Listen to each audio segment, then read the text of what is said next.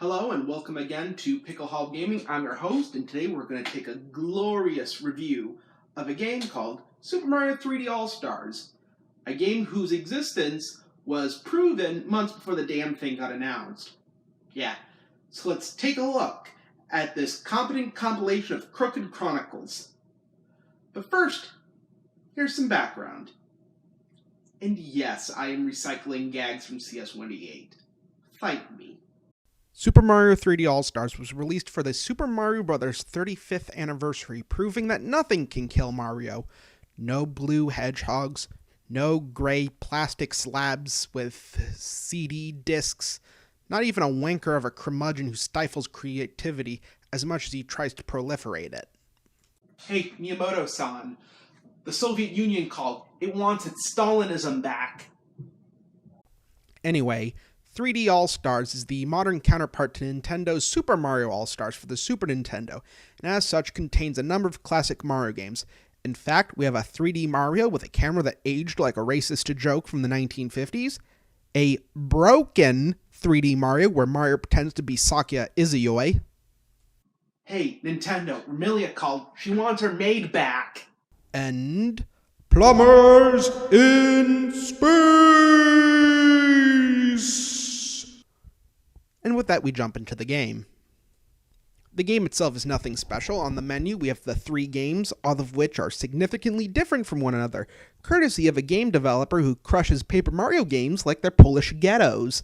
Then we have the 3 game soundtracks. In fact, the main menu randomly picks one of these songs for the menu music, which is a nice touch.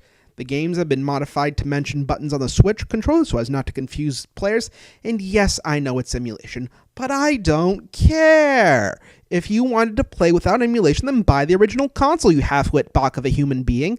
Like I said, we have Super Mario 64, a game that is as timeless as it is behind the times. Like the camera, for instance. It was obviously designed for the C buttons on the N64 controller as opposed to the right analog stick of the Switch controller, which makes for stiff, not-so-fun gameplay.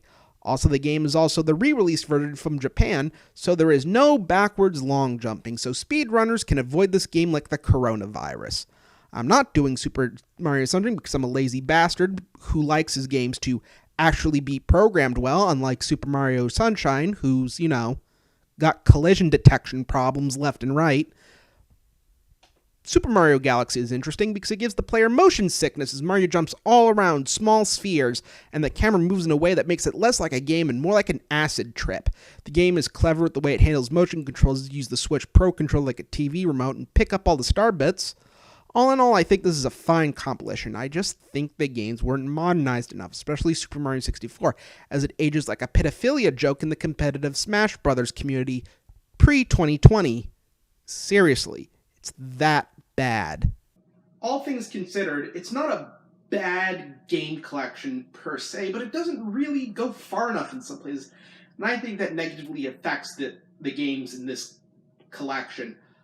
But is it worth the $60? And the canceled pre-orders? No. It is not worth the bullshit, because Nintendo is like an abusive life partner. It is unpredictable and does dickish things to those who love them. Personally, I think this could have been a staple of the Switch diet. Not that we should be eating staples or Switch games. That's neither here or there. What is here or there is that I recommend this game to diehard Nintendo fans and people who like 3D platformers that are the same, like how the Great Western Railway Castle class locomotive is the same as the LMS Black 5 engines, just because, they both have 10 wheels. Anyway, this has been quite the ride, and I hope you have a nice day. Please leave a like and subscribe, and I will see you next time.